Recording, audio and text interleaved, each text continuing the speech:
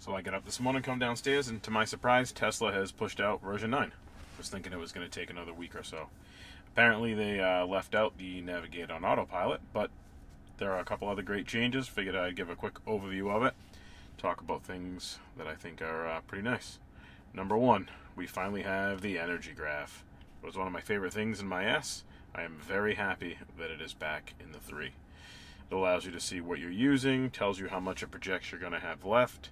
You can get instant range, average range. Overall, it's just a great feature for you to have. Again, you access that by hitting this little button down here, and it brings up all the pop-up applications that are available now. Calendar, once again, like having that. It's good to see what's going on. Pops up in the morning when you get there. Charging, we've already seen. Camera, we've seen. And call is exactly the same as it was in the other version 8. Here is the web browser. Surprise, surprise, it is very slow like it was in the Model S. I'm trying to go to Tesla.com here, and we essentially sit and wait and wait and wait. So I'm not going to say that I think it's extremely useful. It's something you're going to use very often. Something that is extremely useful that you'll probably use all the time is this. The navigation box has been moved to the left side of the screen. Any of you that have had a 3 for a little while and came from an S or anything else will realize it is much nicer to have it on the left side here than it was to have it over on the right. It was much harder to read. We have a couple of small UI changes down here. The music looks slightly different. Now you can scroll to the left on your recent stations and you can find your favorites. It's a little quicker to access. My apologies.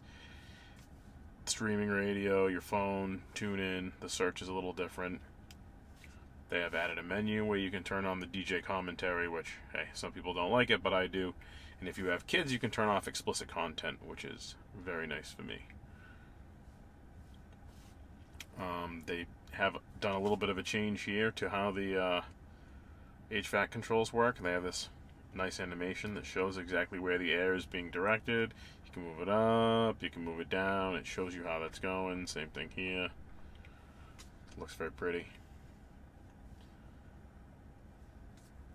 Different graphic for the seat heaters now. You can turn them all off. Pretty good.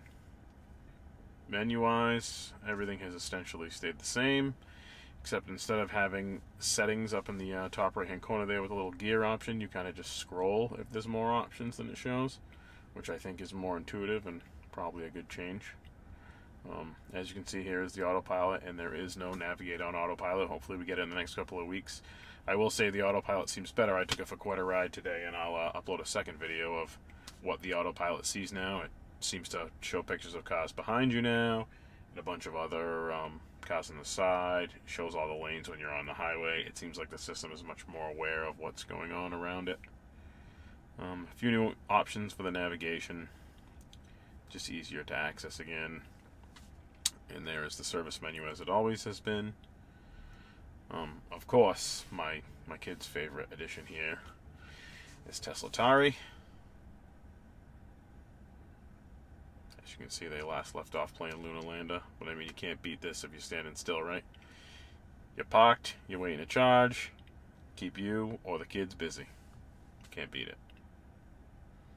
All right, so there's the quick overview. There are obviously quite a few other changes.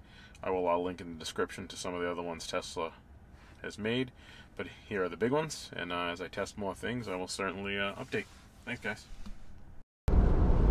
Alright, so autopilot with this V9 update, as you can see, it is processing a significantly larger amount of information, rendering the cars behind us, rendering the cars on the side even as they pass. So good news, must be taking in information from all the cameras. I think we're getting close to the point where Autopilot 2 is going to make that jump that it was promised a while ago. Other than that, it does seem a little bit smoother than on the last version of the software I was on, and it certainly is ready to make the leap.